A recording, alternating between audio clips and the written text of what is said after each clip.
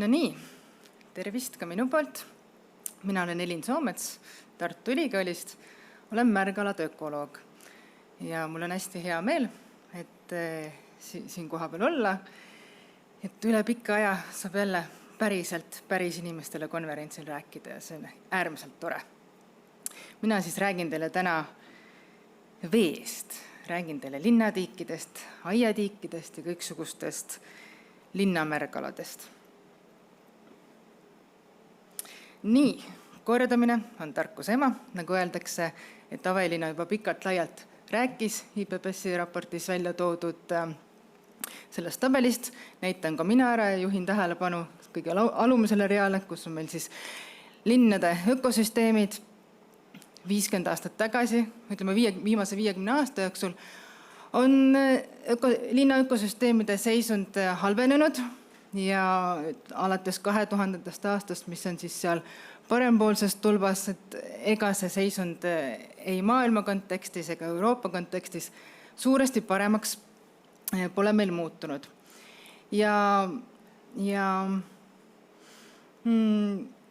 Miks siis see linna ökosüsteemide seisund meil on niivõrd kehv, on see, et väga suur põhjus kõigel loomulikult on inimmõjul. Et elupaikade kompleksid on muutunud palju lihtsustatamaks, palju väiksemaks, palju kehvemaks on muutunud õhukvaliteet, pinnase, vee kvaliteet, on toimunud suured muutused geomorfoloogias, loomulikult hüdroloogilistes protsessides, igasugune inimhäiring on väga palju kasvanud. Ka võõrliigid ja see, et meil on küll linna ökosüsteemides olemas need rohelised tükikesed, aga probleem ongi selles, et need ei ole enam tervikalad, need on tükikesed. Et need suured rohealad on killustunud. Ja on hinnatud, et siis aastaks 2030 on kogu maailmas siis 1 miljon hektarit linnapindasid. Ja 2050. aastaks elab circa 60-66% inimestest linnas. Ja Euroopas muidugi, kuna meil on, ütleme Euroopa on siis, meil on seda linnastust rohkem siin, et inimesi on isegi 75% neid, kes siis linnakeskkonnas elavad. Ja seetõttu siis selleks, et selles linnakeskkonnas ikkagi see rohelus säiliks, et liigirikkus säiliks ja hakkaks siis teistpidi paremaks muutuma, selleks on meil vaja suurt tähelepanu pöörata sellele kõigele. Ja mina siis täna siin üleüldse keskendun märgaladele, et vaatame siis, mis seisud nendega on. Märgalade alla käivad siis nii suuremamõõtmelised üleujutatud alad, nagu näiteks siin pildil on Märgalu Ülemiste järve lõunatipus, või siis, mida mina nimetaks isegi Tallinna linna esindusmärgalaks, on Kuusiku metsas. See on siis kergliiklus tee äärde ja selline märgala, et kes ei ole võib-olla tee peal liikudes vaadangi, mis seal vasakul puude taga on, et ei teagi, et meil on selline täiesti, ütleme, väga konnasõbralik koht olemas. Siis on meil olemas ka linnamärgalatest erinevad tiigid, inimeste poolt kaetud tiigid on nad siis kalatiigid, mis näiteks on Vabaõhumuuseumis, või siis siin on ühe näitena toodud tiik Pääskülast. Ja loomulikult on ka üheks väga oluliseks märgalaks meil Astangu looduslik märgala, milles ma räägin mõne hetke pärast natuke pikemalt. Ja erinevad siis aiatiigid. Siin on üks näide siis Pirita aiatiikidest, et nende seisund on ka, on paremaid, on halvemaid. Halvemas seisus tiikes. Ja rääkides siis pikemalt tiikidest, et milline veekogu siis tiik on, et klassikaliselt need veekogud, mille suurus on siis, ütleme, 1 ruutmeeter kuni 2 hektarit, et seda me võime tiigiks lugeda, et aiatiigid muidugi on väiksemad, et need on siis, ütleme, suurusega 1 ruutmeeter kuni 5 ruutmeetrit, et küllaltki pisikesed. Ja viimase sajandi jooksul on siis toimunud just põllumajanduse intensiivistumise, metsade kuivandamise tõttu, aga seal kõrval just linnastumise tõttu suurte märgalade kadumine. Et seda on nii maailmas kui ka Euroopa kontekstis ja muidugi sinna juurde tuleb arvestada kliimamuutuste mõju. Ja probleem ongi see, et inimesed on koondunud siia linnakeskkonda ja meid tuleb siia järjest juurde ja juurde, mistõttu need alad, mis ütleme, keskmine inimene võib arvata, et mis on need sellised jäätmaa või mõttetu maa, et ehitame selle täis, et tegelikult looduse seisukohalt on see väga oluline, et me peaks neid hoidma, eriti kui seal on märgalad. Ja teistpidi probleem on see, et kui inimesel linnakeskkonda liiga palju kogunenud, siis hakatakse linnast välja liikuma, on valglinnastumine ehk siis linna äärealadele hakatakse elamuid rajama, mistõttu need veekogud, need märgalad, mis on siit linna ümbruses olnud, et neid hakatakse järjest kuivendama. Jälle suur probleem. Et märgalad siis iseenesest on sellised suured tervikelupaigad, pakuvad siis elupaika, sigimispaika märgalast sõltuvatele liikidele, aga samas võivad need veekogud olla ka üheks komponendiks suuremast elupaigast, et kui me võtame näiteks kahepaiksed, et neil on vaja, sigimiseks on seda tiike või märgala vaja, neil on vaja sellist, ütleme, tähnikvesilikule näiteks on vaja sellist metsast ala, kus ta saab talvituda, kus ta saab toituda ja niisama on siis vaja sellist rohumaad, kus nad saavad päevasel ajal redutada, saavad toituda. Nii et on keeruline süsteem. Aga miks see siis märgalade kuivendamine halb on? Et nagu siin ka eelnevates ettekannetes mainiti, siis üheks peamiseks põhjuseks, miks meil üldse liigirikkus, looduslik mitmekesisus väheneb, on see, et meil kaovad elupaigad ära. Kaovad ära selle tõttu, et inimene tegutseb, arvestades ainult enda tahtmisi, enda vajadusi, ei mõtle selle peale, et tegelikult on tal seda loodust siin meie ümber täpselt samamoodi vaja. Ja probleem siis on kuivendamine, ka linnades, siin on mõned pildid toodud sellest, kuidas keskmise pildi peal näiteks on kohti, kus on sellised väikesed, madalad kraavikesed rajatud, võib-olla mis võivad asenduse sigimispaika või elupaika näiteks kahepaiksetele pakkuda, aga kui tehakse ikkagi sellised tohutult sügavad, kiirevoolulised kraavid, kus vesi on äärmiselt külm, siis mitte mingil juhul ei lähe kond sinna sigima. Et tegelikult tuleks seda kindlasti vältida. Ja linnastumise tõttu on hinnatud, et 37% kõikidest maailma kahepaiksete liikidest on langustrendis just seetõttu, et tegevus, mis käivad siis linnades, linnade ümbrustes. Ja iseenesest kahepaiksed on sellised elukad, kes nad võivad päris suures ulatuses liikuda, isegi hinnatakse, et kilomeetri ulatuses pole mingit probleemi liikuda. Aga siiski mitte kõikidele liikidele ei kehti see, et 40-44% liikidest on sellised, kes liiguvad vähem kui poole kilomeetri raadiuses, mis tähendab, et nende jaoks on väga suur probleem see, kui see sigimisveekog on ära võetud, sest linnakeskkonnas, mis on mõeldud inimestele, meil on siin ju niigi loetud koguses neid tiigikesi või märgalasid ja kui me selle ühe neil ka ära võtame, siis on kööga, siis ei saanud oma asjadega hakkama. Ja lisakonks on veel selles, et kahepaiksed nad on sigimispaigad-ruud, mis tähendab seda, et see veekogu, kus nende elu on alguse saanud, kui vähegi võimalik, siis nad tulevad ise sinna samasse veekogusse sigima ja kui seda veekogu ei ole ja kõrval mõnda head alternatiivi ei ole, siis läheb asi luhta, mis tõttu hakkab siis populatsiooni arvukus langema ja lõppkokkuvõttes võib populatsioon täiesti välja surra.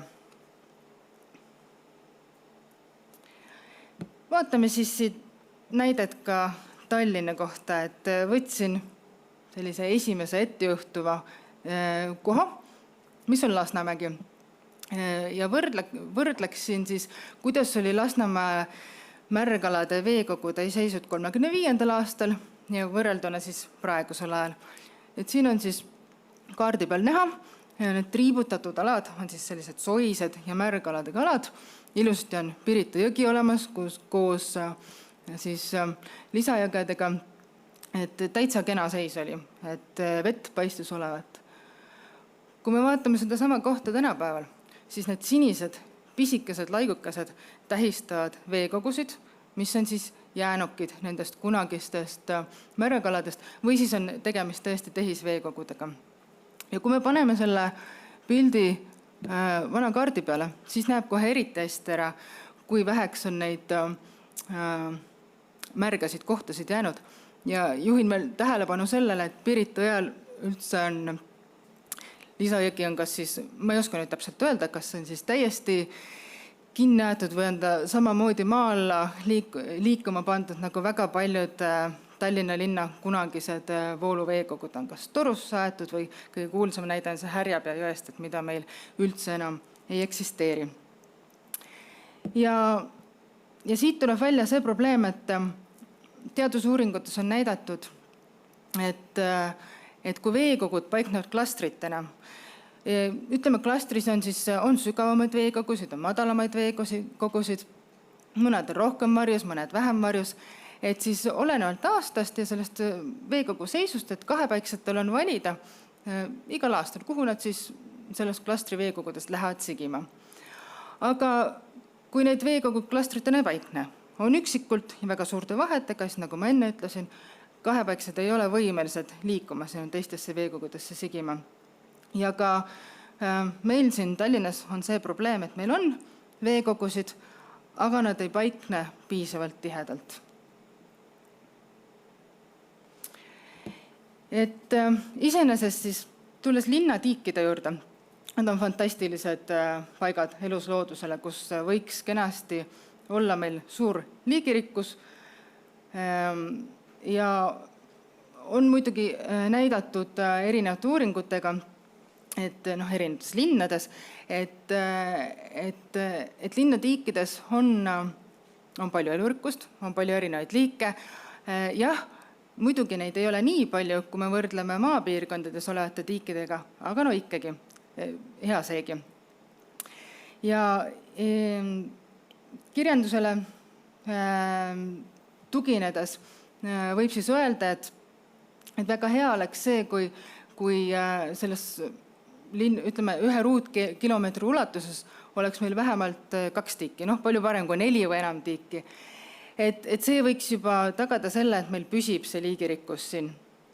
Et see, kuidas meil siin tiigivõrgustikku Tallinnas, siin on natuke rohkem nirusti, et tegin sellise robustse kiire kaardianalüüsi, kus siis võib öelda, et Tallinnas keskmiselt võiks olla 2 tiiki ruutkilomeetri kohta, aga need on hästi agregeeritult.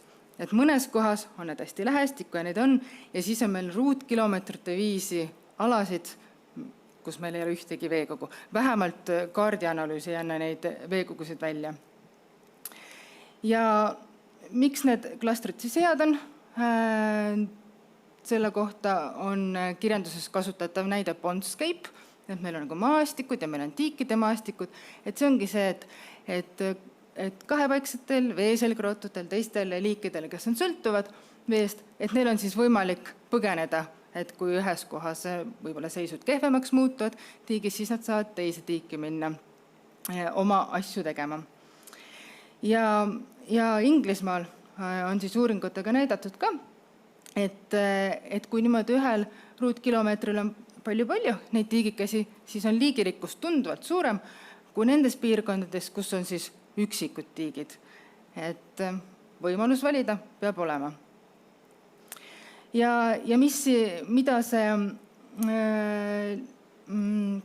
tiikide tihedus siis meile kannab, on see, et isoleeritus on väiksem, sugulusristumine on väiksem, inbreedingu depressioon on väiksem, ehk siis klastritena paiknevates tiikides võiks siis liigid kenasti püsima jääda. Nii. Ja see sõna või väljend, et tiigid klastritena, see on see aspekt, mida mina ikka rõhuks, et need, kes tegelevad meil linnaplaneerimisega, on see siis Tartu või Tallinn või mõni teine linn, et sellele linnaplaneerimisel tuleks ikkagi, seda tuleks silmas pidada ja sellest lähtuda. Ja loomulikult, kui meil on linnas neid erinevaid tiigikesi ja piisavate vahedega, siis võib-olla need liigid, mis meil siin ütleme Tallinnast lääne pool on maapiirkonnas, et selleks, et nad saaksid sinna ida poole, Pirita poole liikuda, et kui meil need tiigikesed on, siis need on nagu väikesteks astmelaudadeks, et liigid saavad liikuda kas vasakult paremale, paremalt vasakule, vastavalt nii, kuidas nad parasjagu ise tahavad, et me saame kenasti loodusega kõrvuti siis elada. Aga kui meil siis neid tiike siin nii palju ei ole linnas, kui neid võiks olla, siis heaks alternatiiviks on aiatiigid, mida tegelikult igaüks saab endale koduaeda rajada. Et nad võivad olla küll vaid mõne ruutmeetri suurused, aga see on siiski juba piisav selleks, et sinna liigirikkust tuua. Ja näiteks madalmaades on näidatud seda, et nende aiatiikide liigirikkus on täiesti võrreldav maapiirkondades olevate küll tehisveekogudega, nagu kanalid või kraavid, aga siiski päris hästi on lood. Ja muidugi aiatiikide roll on ka see, et nad aitavad hoida piirkondlikku liigivaru, et nad on täienduseks siis nendele suurtele rohealadel ja kõigile kasutatav olevatel aladel olevatele tiikidele. Ja samamoodi nagu linnatiigid, ka aiatiigid pakuvad liikidele varjupaiga võimalust, nad on refuugiumid, samuti annavad nad lisaastmeid nendele astmelaudadele, et liigid saaksid linnakeskkonnas siis liikuda. Ja näiteks Inglismaal on ka seda leitud, et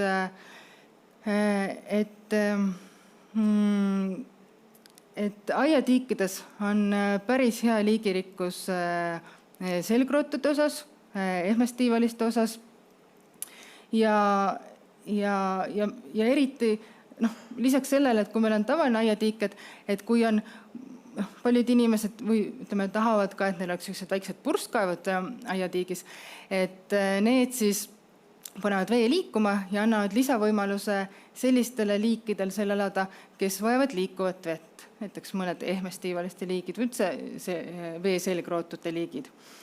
Ja muidugi aiatiigi puhul tuleb silmas pidada seda, et kui need on ümbritsetud suurte ütleme, aedadega, mis on kas või on betoneeritud tõkked, aiad või konnad ei saa sealt näiteks välja liikuda või siis kui need aiatiigid paiknevad piirkondades, kus on ümber suured magistraalid, kus on ärihooned, muud ehitised, et siis see võib olla lisatakistuseks liikide liikumisel, et sellega peab muidugi arvestama.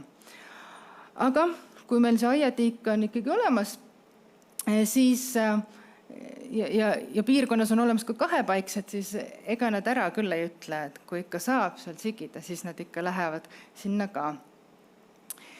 Kui me nüüd mõtleme möödunud suve peale näiteks, oli hästi palav, et kõigil oli raske olla, siis mina enda korteriühistuga me jõudsime kokkuleppele, et ei ole vaja iga päev või iganädalaselt niita, et las see hein seal kasvab natuke, et las olla sellele looduslikule mitmekesisusele koht olemas, las saavad need taimed seal olla, putukad, linnud, et sellega sai hästi. Aga ma kardan, et ma ei saa enda ühistuga kokkuleppele, et olenemata, et meil on päris suur aed, aga ma kardan, et nad ei ole nõus sellega, et mina siin aiatiigi saaks rajada. Et tahaks, aga kardan, et ei saa. Aga ikkagi selleks, et siilid saaksid joodetud, et lindudel oleks ka jahutusvõimalusi, siis ma ikka pidevalt kontrollisin, et põõsa all oli suur veevann olemas, et veega, et see on aspekt, mida ma soovitan kõigil ikkagi kasutada, et mõtleme siis looduse peale, et kui me teame, et meie kodupiirkondades neid veekogusid ei ole, et siis paneme need kas või kausi sinna, et juua saab, sigida ei saa konna pool. Aga selleks siis, et metsloomad eelkõige, on nad siis väikesed või suuremad, et aeda meelitada, siis kes vähegi saab, tehku endale aiatiik. Et vaatasin siin, et kuidas meil siis Tallinna linnas võiks nende tiikidega olla lood, et ei õnnestunud mul leida kaardi põhjalt ühtegi kaardikihti, mis näitaks, kui palju meil aiatiike on. Ma kardan, et neid kaardikihte ei pruugigi olemas olla, et võib-olla tuleks need ise teha. Aga meil siis on võimalus ühel ise luua see aiatiik. On olemas erinevaid ettevõtteid, lugesin, kes siis pakuvad teenust, et tulevad ja ehitavad sulle aiatiigi, aga sageli see on betoneeritud põhjaga või on seal erinevaid geotekstiile kasutatud. Et mina ei kiidaks seda heaks, et mina teeks ikkagi asja looduslikumalt, kaevaks selle labidaga ja prooviks imiteerida looduslikku veekoga, et ta võiks selline lamedate servadega olla, sest siis on nii konnadel sinna hea tulla, kui on näidatud uuringutega, et vee selgrootutele meeldivad sellised laugud kaldad, sest seal on soe vesi, kui päike peale paistab ja neil on seal mõnus. Ja kui siis seda kohta valida, kuhu seda teha, siis soovitaksin selle teha päikesepaistelisse kohta ja võib-olla kohta, kus teil ei ole lehtpuid, sest lehtpuuvaris kukub sinna sisse, muudab vee happelisemaks ja siis peaks seda ka tihedamini puhastama. Et puhastamine iseenesest ja hooldamine on hea, aga seda liiga tihti ei maksaks teha. Et ta on ikkagi, kuna tegemist on väikese ütleme, elupaigaga, siis igasugune hooldamine on häiringuks ja mida vähem me seda häiringut sinna pakume, seda parem. Ja seda hooldust võiks teha siis sellisel, ütleme, oktoobris-novembris, kui elustik on sealt juba talveks välja läinud. Ja kindlasti mina kui konnainimene mõtleks selle peale ja mõtlen alati selle peale, et veekogus, kus konnad tahavad olla, nemad ei saa kuidagi kaladega koos hakkama, et ma ei paneks kindlasti sinna ilukalasid sisse. Põhjus on selles, et kalad söövad konnakudu ära. Ja uuringud on näidanud, et ka vee selgrootute osakaal kohe kõvasti kukub, kui kalad neist veekogudes on. Nii et kui vähegi võimalik, vältige, et kaladele võib teha oma veekogud. Ja kindlasti tuleks veekogusse panna kasvama kodumaised taimed, kodumaised liigid, vältida võõrliiki. Olen näinud juhendeid, kus soovitatakse isegi kanada vesikatku panna, aga see on looduse hirm ja surm. Et kasvatab ta, kui ta päris loodusesse pääseb, siis kasvatab ta kõik veekogud nii umbe täis, et isegi konn ei mahu sinna sisse. Aga aiatiikides, kui jälle konna peale mõelda, siis panna sellised taime, mis on peenikeste lehtedega, sellepärast, et siis on lootust, et tulevad tähnikvesilikud, kes siis hea rõõmuga pakivad oma munad sinna lehekeste sisse. Ja miks veel aiatiigid head on? On see, et nad on sademevee toitelised, sademevesi on meil puhas, et kui linna kontekstis väga sageli meil on probleemiks see, et Tallinna linnas ka kahjuks, et linnatiigid on reostunud, nad on prahistatud, siis aiatiigid pakuvad võimalust, et need on puhtad veega ja puhtaveelised elupaigad meil. Ja lõpuks siis mis võiks meie enda panus olla linna veekogude hoidmisse, mis me kõik ise saame teha, et kindlasti hoida nende veekogude kvaliteeti, mitte reostada neid, mitte prahistada. Ja kui meil on uusarendused, siis tuleks vältida, et need liiguksid rohealadele. Et nagu ma ennist ütlesin, et Astang on meil selline kant, kus meil on veel sellist ühtset roheala, ühtset märgala, aga igast suunast pressivad elumajad sinna peale.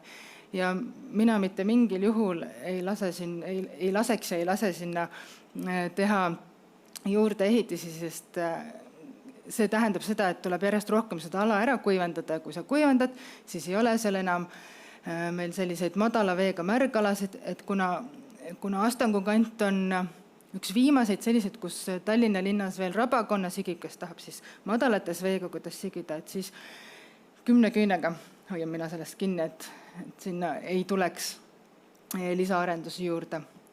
Mis me saame veel teha? Igaüks, kellel on siis olemas oma koduaed, võiks sinna aiatigi rajada ja vaatasin statistikast, et Tallinna linnas 22% on meil nagu ütleme ühistute maad, elamumaad, et võib-olla igalühel aeda ei ole, aga kui juba mõnda saaks need tiigid rajada, oleks juba päris hästi. Linnatiikidel tuleks vältida veelindude toitmist, sest et see meelitab sinna veel rohkem veelinde juurde, kes siis oma väljaheidetega reostavad, liialt väetavad neid veekogusid ja samas nad ka, kui pardid seal ringi pladistavad, siis nad ajavad selle veesogaseks, mis tõttu kahepaiksetele ei sobi see enam sikimiseks ja on ka selgrootud, kes ei saa seal hakkama. Nagu ma ütlesin, tuleks vältida kalade sissetoomist ja peaks olema hästi sihipärane ruumiline linna planeerime arendus ja mida meie teadlastena saame teha, et jätkata ja laiendada linna ja aiatiikide elurikkuse uuringuid. Ja mulle tundub, et üks asi, mis kindlasti tuleks ka teha, on, et meil ei ole sellist head eestikeelset juhendmaterjali, kuidas rajada just sellist aiatiiki, et seal püsiks ka elurikkus, et me hoiaksime seda linna elurikkust. Nii et lõppsõnana võib siis öelda, et piiratud ruumikasutuse juures on see, kui me hoiame linnatiike, kui me rajame aiatiike, siis me võimaldame hoida ja suurendada liigilist mitmekesisust linnas. Aitäh! Aitäh, Helin! Et me nüüd oleme küll jooksnud juba lõunaaega, aga ma loodan siiski, et siin annate võimaluse esitada mõned küsimused. Et on tulnud siin veebis küsimusi. Et mida tuleks silmas pidada, et veekogu linnas ei oleks ökoloogiline lõks? Kui veekogu on, aga looduslikku ümbrust veekogul õieti pole, tundub kahepaiksetele küllalt ebasõbralik keskkond. Tiigid pole linnas enamasti loodusmaastikuga seotud, vaid vahepeal on asfalt, sõiduteed ja nii edasi.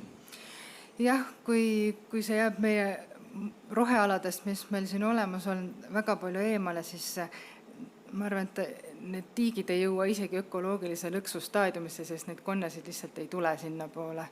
Et tuleks konnatunneleid rajada.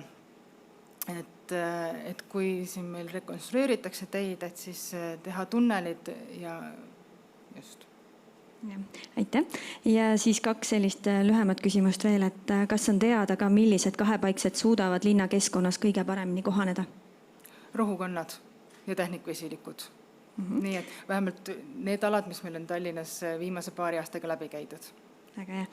Ja kas raskmetallide sisaldus vees mõjutab ka kahepaiksete sigimise edukust? Jaa, väga palju. Aga kuidas tundub, kas Tallinnas on sellega probleeme raskmetallidega? Ei ole teinud analüüse, et tahaksime teha analüüse, et ei ole sinnani jõudnud, et me oleme lihtsalt vaadanud, kas konna on või konna ei ole ja kuidas need visuaalselt tunduvad need veekogud. Üleüldiselt on nad nirus seisus, on mõned paremad, aga ma arvan, et kui me teeme need keemilised, füüsikalised analüüsid ära, et siis see pilt ei pruugi sealt väga ilus tulla. Selge. Kas saalis on äkki mõni kiire küsimus? Ja on üks küsimus.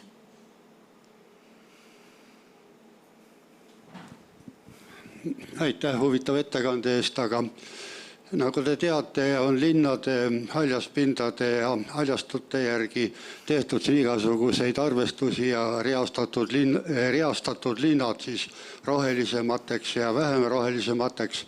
Minu küsimus on selles, et kas ka veekogude järgi on saadud teil uurimusi või teate uurimusi, mille järgi võiks ütelda, et need linnad on siis veekogude arvukuse või seisundi poolest siis nagu rohkem keskkonnasõbralikud või mitmekesised või mitte. et noh, nii palju kui siin botaanikaaedades olen töötanud, võib ütelda, et botaanikaaed on selles suhtes kindlasti väga keskkonnasõbralikud, sest minu teada Tartu linnas on ainuke looduslik tiik veel seal botaanikaaias ja siin Tallinnas nad ei ole küll väga looduslikud, aga on tehislikud ja neid on minu teada siin 9. Ja Eesti kontekstis me ei ole teinud vastavaid uuringuid, aga mul praegu tuleb meelde, et seda laadi uuringuid on Inglismaal tehtud.